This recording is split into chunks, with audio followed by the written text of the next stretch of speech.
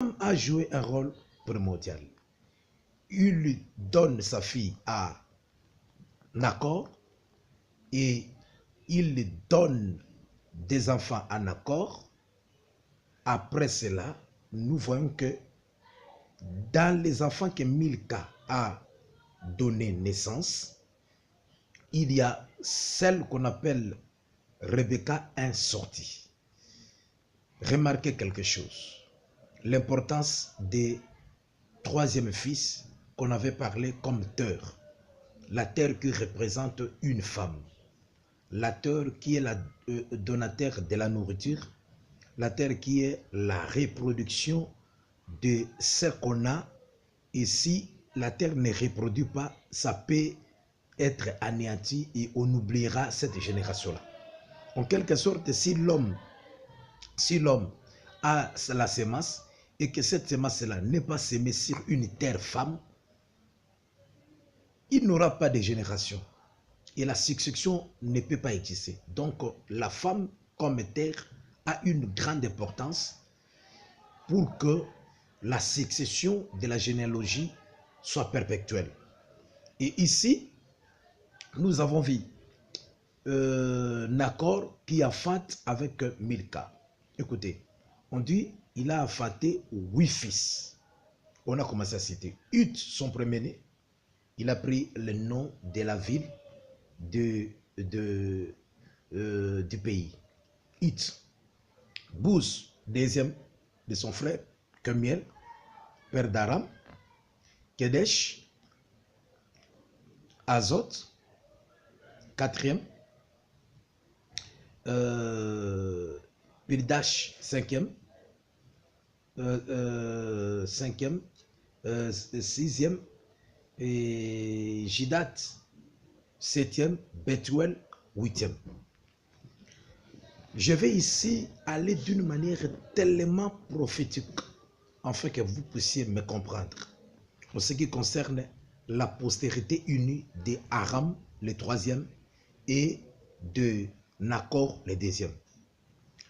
Ici, nous voyons Milka comme la continuité de Aram, le troisième, la terre qui était sortie d'Aram, parce qu'il est le troisième, elle a donné une terre qu'on appelle Milka, et le semeur de cette terre-là, c'est son frère du nom de Nacor. Ici, nous allons voir qu'il y a 8, le chiffre 8. Et dans le chiffre 8, nous avons un mystère de 7 et de 1. Pourquoi? Parce que si on compte 8, sache qu'on est en train de compter par rapport au mois et non par rapport à la semaine. C'est pourquoi quand on compte par rapport à la semaine, on ne peut pas arriver au 8e jour, mais on doit seulement se limiter au 7e jour. Et lorsqu'on se limite au 7e jour, c'est-à-dire il y a la totalité des jours de la semaine. La semaine est complète, il y a le travail, il y a aussi un repos. Parce que dans la semaine, il y a le travail, il y a aussi le repos. Mais ici, nous avons vu que Nacor a travaillé. Il a travaillé une semaine, c'est-à-dire il s'est reposé et il a commencé encore le travail.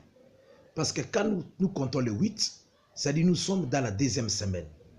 Et comme j'avais dit que cette famille était prophétique, qui est sortie après les 70 de Terach, il a donné 3. Et le 3 là, c'était un calendrier prophétique établi pour qu'aujourd'hui nous puissions exploiter quelque chose à l'intérieur.